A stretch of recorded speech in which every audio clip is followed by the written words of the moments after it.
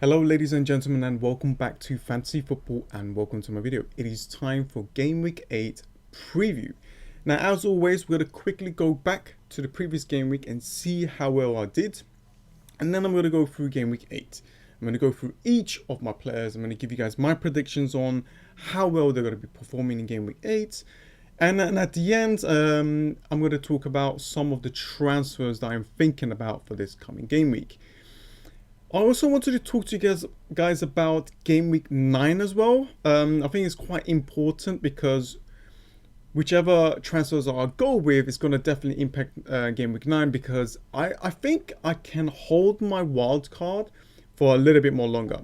Anyways, let's go through, and here we go. As you can see, for Game Week 7, I got 63 points, above the average of 51, and I made one free transfer. I removed Sigurdsson, and I bought in Mason Mount, and that transfer worked out. Basically, I just wanted at least one Chelsea cover just in case.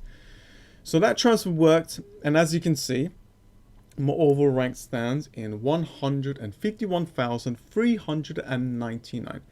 So a pretty good start, actually very good start, I should say.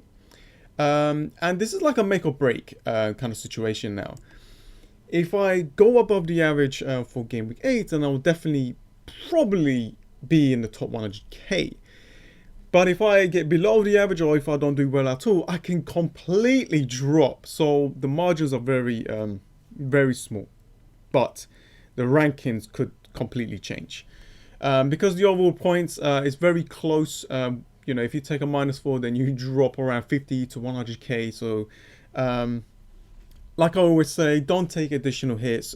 Just be careful with your transfers and always wait until the deadline. Okay, so as for Game Week 7, I'm not going to go through this too much in detail because I already created a video for this on my review video for Game Week 7.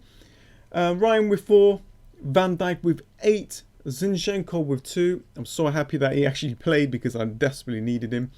Dean with 1, Salah with 3, Kevin De Bruyne with 9. With his lovely 2 assists. Mcginn, my hero. And look at that, 10% right now. I hope everyone buys him because I'll go and talk about why I want everyone to buy him in a sec. Back-to-back goals, fantastic. Cheap player, just bringing me the points. It was amazing. Mason Mount with an assist, which is really good. Pookie with 2, and as you can see, Aguero with 8 as my captain. I was actually having a good weekend, and then when I found out that Aguero was benched, that completely changed my mood. However, I was lucky, he played, got an assist, and I'll take it. Sometimes we need these kind of lucks. And Joshua King here with 12 points. Not only assisted, but he scored a goal. He's actually performing really well. And the good thing is, there's a lot of FPL managers out there that are thinking to buy Callum Wilson. That is fine. That is good. That's a good thing for my player, because the people that is going to be supplying that assist for Callum Wilson to score a goal is going to be him. Or one of the players for Bournemouth. So, really good, above the average. Hayden did get this red card, so that kind of hurts my bench. My bench is actually really weak, and it's very close. I'm very close to press that wildcard button. And Lundstrom here with 2. So let's go through Game Week 8. I'm going to go through each of my players and talk to you guys about how well they might be performing for me in Game Week 8. This is my team setup for this week. I made no transfers yet, so I got one free transfer. I'm waiting for the press conferences before I make any kind of movement. I will let you guys know on my Twitter account. So I'm going to go through each of my players. I'm going to talk to you guys about how well they might do for Game Week 8. Got Ryan in goal. So Brighton against Tottenham. Now, Tottenham needs to win this because they had a really bad Champions League game. So I think this is going to be a close match. So I'm not really expecting Brighton to keep a clean sheet, but I'm expecting him to save a lot of shots. And if he can save a penalty, that will be amazing. That will be a gift. Van Dijk, Liverpool against Leicester. Now, Liverpool's at home. Leicester's been performing really well. So a lot of FPL managers are thinking about Leicester City's assets, like Vardy and a lot of their defense. And I think after this game week, a lot of FPL managers are going to try and get Leicester players. So I think this is going to be a tight game. But being at home, I think that Liverpool should be able to win this game.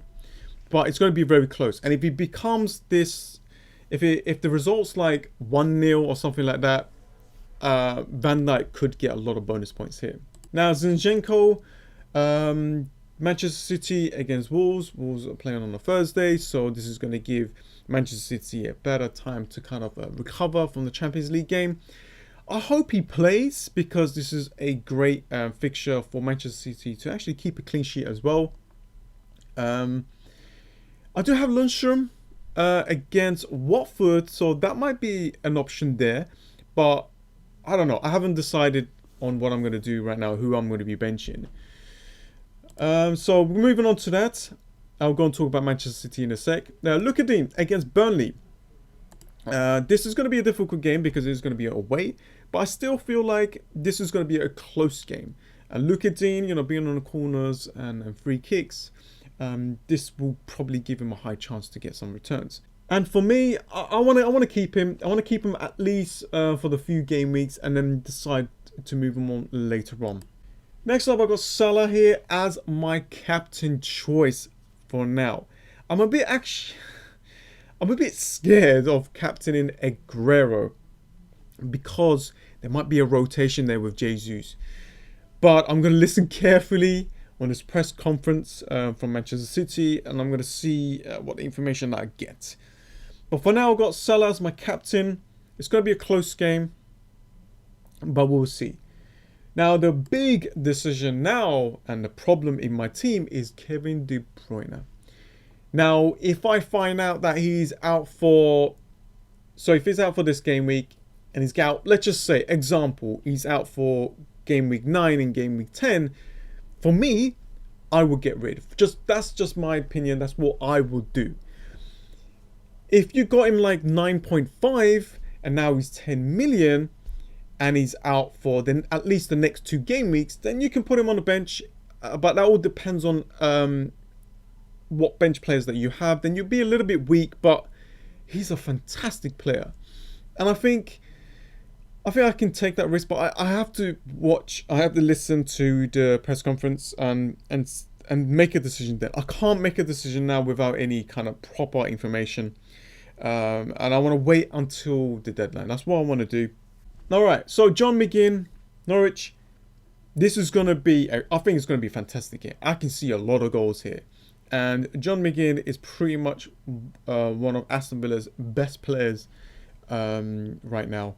So I can see a lot of goals there. So I'm actually really happy with him, having him in my team. Mason Mount against Southampton. Good fixture for Chelsea. I guess I could still go without getting an extra Chelsea player for this game week. I really wanted a banker transfer here, but I think I need to remove Kevin De Bruyne if it's injured for long term, because my bench is quite weak. So I need some players. Pookie. Now I actually think he could do well here, and he only does well at home. So hopefully this trend kind of works out well, and at home, Aston Villa. This could be a fantastic, actually a decent captain choice. I know, right? So I'm hoping that Pookie will score a lot of goals here. Then maybe later on I could remove him for someone else like Jamie Vardy or Callum Wilson. And Aguero played in the Champions League. Didn't play the last Premier League games. The game against Everton. So I'm hoping that he plays this game, but we will see. And I got Joshua King here against Arsenal. You know Arsenal's defence. However, they are getting both of their fullbacks, so things could change there.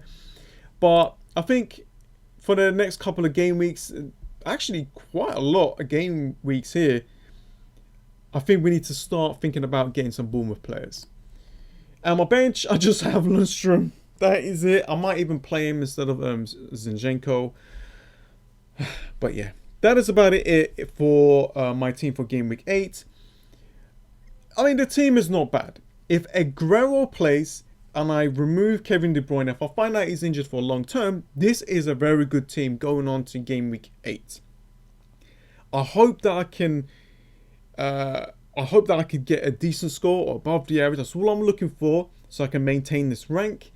And I think with this team, I can. I do have cover for Zinchenko, and if I bring in I'll have to see this press conference, then I'll make that decision. Anyways, let's go and check some of my transfers for game week 8. Okay, as for the transfers that I'm thinking about for game week 8 are these. As you can see, I got 1.1 million in the bank. I got one free transfer. Now, if I wanted to get rid of Kevin De Bruyne, this is what I'm thinking about. It's to remove De Bruyne and bring back Sterling. Then I can captain Sterling for this game week, and I think that would be a fantastic captain choice. But then I have 1.2 remaining that I need to kind of get. I can remove Zinchenko and just get rid of a player that, we don't 100% know if he's going to play, and get in the player that is 4.3 and below. And I could go for players such as Crystal Palace players such as Kelly. I could go for Rico here. That is taking a lot of corners, which probably a good choice here. And obviously Arsenal's game, I can bench and play Lundstrom. I think this could be a very good move. I can add him there. Then this is good for the long term as well. I got Aguero. Aguero is going to be probably rested in the international break, and I might need him. He's a fantastic goal scorer. And this team here, going into game week 8, looks really good. This will mean that I will take a minus 4-point hit. And the other transfer that I was thinking to do is, what if I just remove De Bruyne and I got 10.9 and go and get a player like Song? A lot of FPL managers are thinking to get Song because of Tottenham's decent run. Yes, Liverpool is going to be difficult, but to be honest with you, Tottenham could get a lot of points from this Brighton and Watford game. And after this kind of difficult patch here, very good fixtures after that. So, and I can still see Song scoring in these games. He's a goal scorer. We know what he can do. So I can do this and get some kind of Tottenham cover. Or I could just go for Mahrez. Kevin De Bruyne is out. Bernardo Silva is out. Well, he should be out if he's suspended, but we'll see on that. I need to see if it's properly confirmed. And I can bring Mahrez in for Kevin De Bruyne, but he's 8.5. But the problem is you're gonna play every game. That's the problem. You really want to bring in players to play for you every single game week. If there is a risk on our players, then there is a problem. But this could be a good risk, and if he plays, it could pay off big time. Now, and the last transfer that I'm thinking about is this. Now, check this out. I bring in Sterling for Kevin De Bruyne. I remove Aguero, and I bring in Aubameyang. Fantastic fixtures, right? I could captain him as well against Bournemouth, but there is a problem. Very small problem, but a big problem.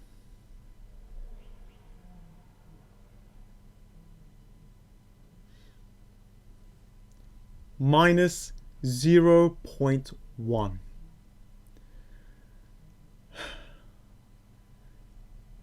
If I had the right amount of money, I would make this move. I would make this move. Then that means I'll have Aubameyang in my team.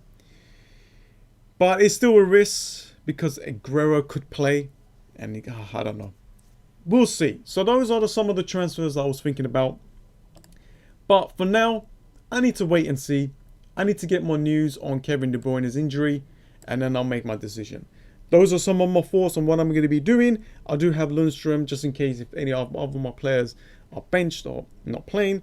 So I'm actually happy with this game week. Hopefully I can have a decent game week and I'll be in the top 100k, which will be fantastic. And with my wild card, to be honest with you, my team is actually good for the next few. So I don't think I'm going to be wildcarding after game week 8. But we'll see. There might be some injuries, and I might need to adjust that kind of issues there. Anyways, guys, thanks for watching. If you're new to the channel, subscribe if you're new. Always drop a like. Comment down below, what are you going to do with Kevin De Bruyne? What are your transfer plans for game week 8? And yeah, I think that's about it. And I'll see you guys next time. See ya.